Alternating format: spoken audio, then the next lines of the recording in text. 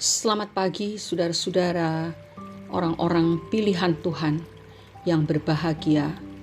Kita jumpa lagi hari Selasa 20 September 2022 untuk bersama-sama menerima berkat rohani lewat renungan yang berjudul Jangan Tertidur. Bacaan firman Tuhan diambil dari surat Efesus pasal 6 ayat 10 sampai 18. Yang akan kita baca sekarang adalah 1 Tesalonika pasal 5 ayat yang ke-6. Demikian bunyinya. Sebab itu baiklah jangan kita tidur seperti orang-orang lain, tetapi berjaga-jaga dan sadar.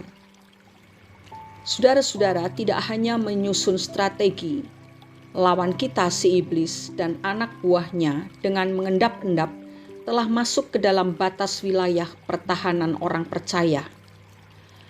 Dan ironinya, banyak dari antara kita yang tidak menyadari keadaan berbahaya ini. Kabar akan adanya serangan dari pihak lawan membuat kita berjaga-jaga setiap saat. Tetapi ketika kabar yang tersiar itu tak kunjung terbukti kebenarannya, maka kita pun mulai merasa jenuh untuk tetap siap sedia. Kita juga merasa terlalu lelah dan letih untuk tetap memegang senjata-senjata kita. Mata kita mulai mengantuk sehingga kita tak lagi fokus menjaga tembok pertahanan kita dan akhirnya pun kita tertidur. Sesungguhnya saat-saat seperti inilah yang ditunggu oleh lawan kita.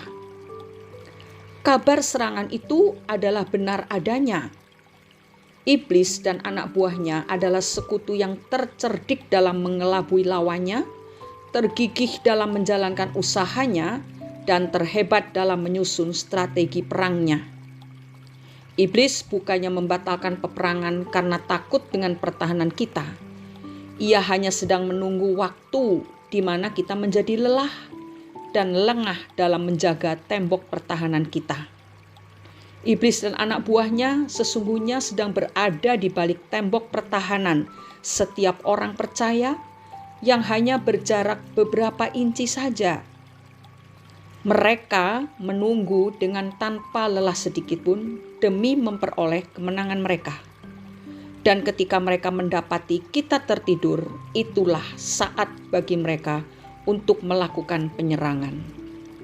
Saudara-saudara, di zaman akhir seperti sekarang ini, banyak orang percaya mulai jenuh, lelah dan letih dalam berjaga-jaga.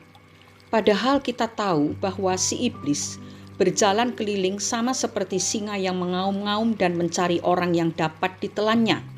Tertulis dalam surat 1 Petrus pasal 5 ayat 8. Ketika kita merasakan situasi aman, situasi tersebut tidaklah benar-benar aman bagi kerohanian kita. Dan sudah seharusnya kita justru meningkatkan kewaspadaan dengan senantiasa berjaga-jaga. Sebagai contoh dalam hal pelayanan, kita bersyukur jika pelayanan kita saat ini berjalan baik tanpa hambatan. Tetapi jangan biarkan situasi tersebut membuat kita menjadi tidak serius dan tidak tekun di dalam memelihara kehidupan rohani kita, dalam pembacaan firman dan merenungkannya, dalam bersekutu dengan Tuhan lewat pujian penyembahan dan saat teduh. Begitu pula dalam berdoa dan berpuasa. Jika kita mengabaikan hal-hal penting ini, bisa dipastikan antusias kita ketika mengawali pelayanan tersebut lambat laun akan luntur, dan kerajinan kita dalam melayani pun menjadi kendor. Pelayanan tidak lagi menjadi berkat bagi sesama, terlebih tidak memuliakan Tuhan. Demikian pula dalam kaitannya dengan pekerjaan kita. Jika saat ini kita dipercayakan pekerjaan yang baik terlebih mapan, maka kita pun harus senantiasa berjaga-jaga.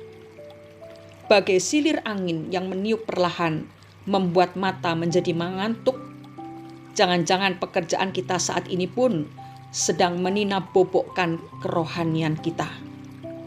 Banyak sekali orang percaya kehilangan saat-saat teduhnya karena tumpukan pekerjaan yang mendesak, kehilangan kesempatan beribadah, karena deadline kantor dan sebagainya menjadi alasan.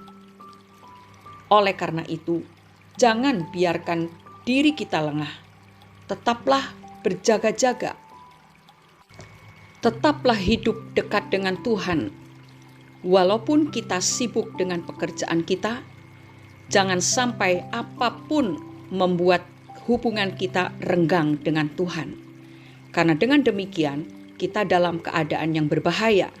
Tetapi kalau kita selalu berjaga-jaga dan tetap erat dengan Tuhan, itulah letak kekuatan kita. Mari kita berdoa.